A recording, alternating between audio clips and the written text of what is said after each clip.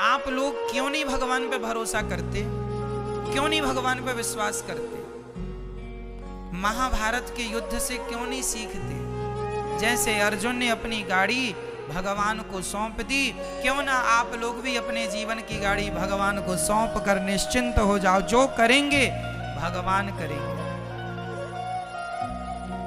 मारने वाला है भगवान, बचाने वाला है भगवान। मारेगा भी वही, बचाएगा भी वही, भूखा भी वही रखेगा और पेट भर खवाएगा भी वही। तो जब सब उसी को करना है तो फिर आप चिंता किस बात की करते हैं? अच्छा ये बताओ, आपका सोचा कुछ होता है? आपका सोचा होता है क्या? आपने सोच लिया कैसा हो जाए तो हो जाएगा क्या? जब आपका सोचा कुछ नहीं होता, आपका चाहा कुछ नहीं होता, तो हम कहते हैं आप सोचो ही क्यों? क्यों सोचना है? सब भगवान कर रहे हैं, उन्हीं को करने दीजिए। हम तो देखो निमित्त मात्र हैं। बार बार मैं इन शब्दों को दोहराता हूं ताकि आपको किसी भी प्रकार से समझ में ये बातें आ जाए। हमारी सफलता के जिम्मेदार कौन है? भगवान चाह रहे हैं कि आप जीत जाएं, इसलिए जीत गए। यदि आप हार गए हैं, असफल हैं, तो ये सोचो कि ये भी ईश्वर की मर्जी है। उसकी मर्जी में यदि चलो वो मुझे असफल ही रखना चाहता तो मैं उसकी मर्जी में खुश रहूं। जैसे भगवान रखें, जैसे रखें राम जी, रहना चाहिए और सीताराम सीताराम कहना चाहिए। हर हाल में खुश रहने की आदत बनाओ, टेंशन मुक्त रहो, चिंता मुक्त रहो। जो करेंगे भगवान अच्छा करेंगे। एक पिता को चिंता होती है, महाराज मेरी बेटी सयानी हो गई है, बताओ मैं शादी करूं, लड़का ही नहीं मिल रहा है। महाराज जी बड़ी टेंशन है, बेटी का विवाह कैसे होगा? भाई लड़का देखो तुम मन लगा के, कर्म तुम करो मन लगा के, चिंता ना करो। जब समय होगा अपने आप हो जाएगी। तुम कर्म करते रहो लेकिन चिंता ना करो।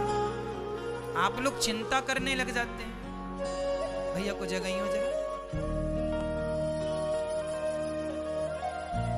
चिंता नहीं, चिंतन करना है। क्या करना है? क्या करना है मेरी माँ? चिंतन। जो करने वाले हैं वो कौन है करने वाला? पितामह भीष्म ने प्रतिज्ञा ले ली, कल के युद्ध में पांडवों को मार डालूंगा। ये प्रतिज्ञा किसने ली थी महाभारत में? भीष्म पितामह ने। द्रौपदी दौड़ी दौड़ी रात्रि के 11 बजे आई। अरे कन्हैया सुन रहे हो, मेरे पतियों को मारने की प्रतिज्ञा पितामह ने ली है, बताइए मैं क्या करूं? भगवान बोले तू जान, तेरे पति जाने मैं क्या करूं? मैं तो युद्ध लड़ ही नहीं रहा हूं। द्रौपदी बोली मेरे पतियों की, पितामह की प्रतिज्ञा कभी अधूरी नहीं होती। पितामह सदा अपनी प्रतिज्ञा को पूरी करते हैं।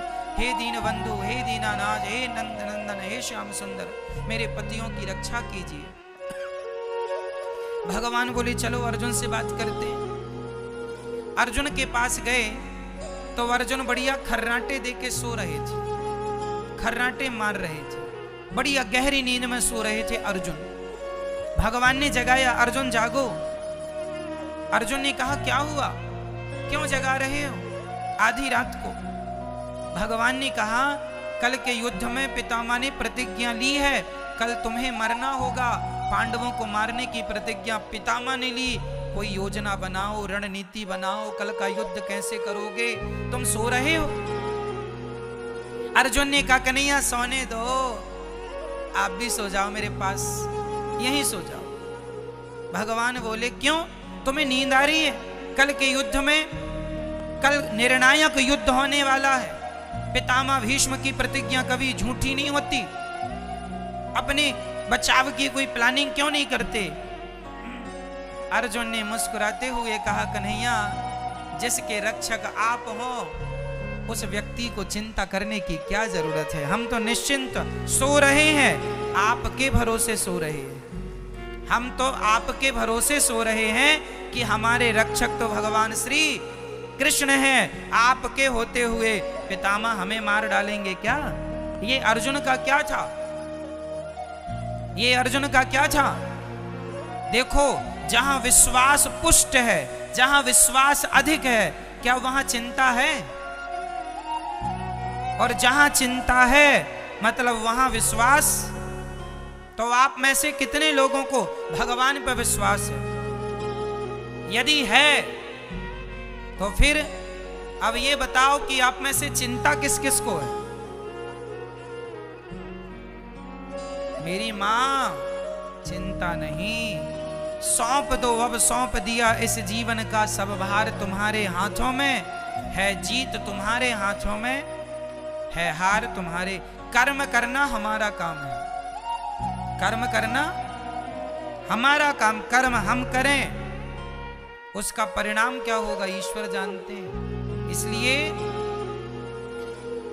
निश्चिंत हो जाओ भगवान के भरोसे, टेंशन नहीं, चिंता, खुश रहा करो, प्रसन्न रहा करो। ये सोचकर कि ये आज बताओ सूर्य भगवान आए, किसकी मर्जी से आए, आपकी या मेरी? बोलो मेरी मां। आज रात होगी किसकी मर्जी से? ईश्वर की। ये सृष्टि चल रही है किसकी मर्जी से? हम लोग लड़कपन से जवान हो गए, जवान से बुढ़े हो गए, किसकी मर्जी से आप बदल रहे हैं? आप क्यों नहीं, कल पैदा हुआ बच्चा आज ही जवान क्यों नहीं हो गया? उसे जवान होने में क्यों 20-25 साल लगते हैं? तुम्हारे हाथ में सब कुछ है तो तुम पैदा होते ही जवान हो जाओ ना। क्यों? तुम्हारा कुछ भी नहीं है।